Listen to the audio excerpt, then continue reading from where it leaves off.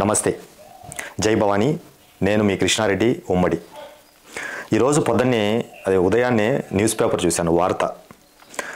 దీంట్లో ఎర్రచందనానికి గ్లోబల్ టెండర్లు 53,000 మెట్రిక్ టన్నులు ఎర్రచందనం ఉందని, 500 కోట్ల రూపాయలు దీనివల్ల ఆదాయం ఉంటుందని, దీనికి టెండర్లకు పిలుస్తున్నాము అని చెప్పేసి ఒక పేపర్లో వేశారు. యాక్చువల్లీ మొదటి నుంచి కూడా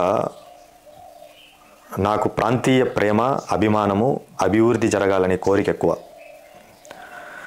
ఎర్రచందనం ఎక్కువ ఎక్కడ దొరుకుతుంది? రాష్ట్ర వ్యాప్తంగా ఉండే ఎర్రచందనం అంటే రాష్ట్రంలో అంతా ఎర్రచందనం ఉందా? సినిమాల్లో కూడా చూపిస్తున్నారు కదయ్యా, ఎర్రచందనం ఉండేది శేషాచలం అడవిల్లో మాత్రమే అని. మరి రాష్ట్ర వ్యాప్తంగా ఎర్రచందనం ఎలా వచ్చింది? సరే, వచ్చింది అనుకుందాం. మాది రాజంపేట నియోజకవర్గము, ఉమ్మడి కడప జిల్లా, ప్రజెంట్ అన్నమయ్య జిల్లాలో ఉన్నాం. ఎర్రచందనం ఉమ్మడి కడప జిల్లాలో కానీ ఉమ్మడి అన్నమయ్య జిల్లాలో కానీ ఎన్ని వేల టన్నులు గవర్నమెంట్ అమ్ముకునింది? అడవిలో చెట్లు కొట్టినారు, బాగుంది. అడవిలో చెట్లు కొట్టిన వాళ్ళని స్మగ్లర్లు అని చెప్పేసి వాళ్ళ దగ్గర ఎర్రచందనం గవర్నమెంట్ తీసుకుంటుంది. ఈ అమ్ముకుండే అధికారం మీకు ఎవరిచ్చారు? మాది కదా సొత్తది, మా ప్రాంతం ఇది కదా. ఈరోజు రాజంపేట నియోజకవర్గంలో ఫర్ ఎగ్జాంపుల్ 10,000 టన్నులు దొరికింది. 90 నుంచి కావచ్చు, 30 ఏళ్ళ నుంచి కావచ్చు. మా షేర్ ఎంత దాంట్లో? మా ప్రాంతంలో నుంచి ఎత్తుకొని పోయిన సోర్సెస్ ఏదైతే ఉందో మాకు ఖర్చు పెట్టరా? నేను నిజంగా చెప్తున్నా, ఇది ప్రజలు తెలుసుకోవాలి. ఇసుక పోతుంది, కంకర పోతుంది, మంగంపేట మైన్స్ నుంచి వెరైటీస్ పోతాయి, ఇసుక పోతుంది, రెడ్ శాండిల్ పోతుంది. కానీ ఈ ప్రాంతానికి మాత్రం గుడిసున్నా పెద్ద బొక్క ఏమి ఇవ్వరు. ఇది ఎవరు అడగరా? ఏం మీకు అధికారం లేదా? ఇది మనది అనే భావన లేదా?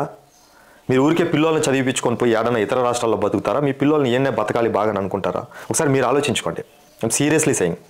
లాస్ట్కి మనకైతే పెద్ద బొక్క పడుతుంది. ఎంత వనరులు ఏంటి, న్యాచురల్ రిసోర్స్ అనేది ఈ నుంచి తీసుకొని పోతే పర్యావరణానికి, ఎన్విరాన్మెంటల్గా మనం ఎంత ఇబ్బంది పడతామని ఎవరైనా ఆలోచిస్తున్నారా? ప్రశ్నించేది నేర్చుకోండి దయచేసి. అది ఒక్కటే ఎందుకో కరువు అయిపోయింది. వేరే నాకు చాలా బాగా మంచి అన్న చెప్పాడు, అరే మనోళ్ళు అతిరాల నీళ్లు తాగినంత వరకు పౌరుషాలు, తెగింపు అంతా బాగునిందిరా. ఎప్పుడైతే చక్రాల మడుగు నీళ్లు తాగడం మొదలు పెట్టినారో సంకనాకి పోయినారా, ఏం లేదు పస మనోళ్ళల్లో అని. సామాన్యుడు, మన వాళ్ళు కూడా మనమే ఇట్లా మాట్లాడుకుంటాను. అది ఫ్యాక్ట్ కూడా. అతిరాలు నీళ్లు తాగేటప్పుడు మనలో పౌరుషం నిక్కాసుగా ఉన్నింది. ఎప్పుడైతే చక్రాల మడుగు నీళ్లు తాగడం మొదలు పెట్టినామో మన పని అయిపోయింది. ప్లీజ్ ప్రశ్నించడం నేర్చుకోండి. మనం ఏడ బతుకుతున్నాం, ఏడ బతికి పోతాం. మన పిల్లోళ్ళు ఏడే బతకాల. మన పిల్లోళ్ళకి నువ్వు ఆస్తి ఇచ్చినా ఇవ్వకపోయినా, ఒకవేళ నువ్వు ఆస్తి ఇచ్చినా అది సేఫ్టీ కాదు. కానీ మంచి సమాజము, మంచి అభివృద్ధి చెందిన సమాజం ఇస్తే వాడు బాగా బతుకుతాడు. అది మీరు గమనించాల దయచేసి. రెడ్ శాండిల్ ఇక్కడ న్యాచురల్గా మనకు దేవుడిచ్చిన వరము. అది గవర్నమెంట్ వాళ్ళు, స్మగ్లర్లు చేసేవాళ్ళు చేస్తున్నారు, వాళ్ళు లక్షల కోట్లకి, వేల కోట్లకి సంపాదిస్తున్నారు అనుకో. కానీ గవర్నమెంట్ దొరికిన దానికి కూడా మనకు పర్సంటేజ్ షేర్ ఇవ్వాలా వద్దా? అది మనం అడగలేమా? ఈ నుంచి ఈడ పట్టింది, ఈడ మాకు షేర్ ఇవ్వండి, మా అభివృద్ధికి ఖర్చు పెట్టండి. ఎత్తుకొని పోయి నువ్వు అమ్ముకుంటావు, అమ్ముకొని ఏడాడో ఖర్చు పెడతావు. నా ఆలోచన. ఒకవేళ నా ఆలోచన మీకు నచ్చినట్టయితే, మీ ఆలోచన వేరే ఏదైనా ఉంటే కామెంట్ రూపంలో తెలియచేయండి.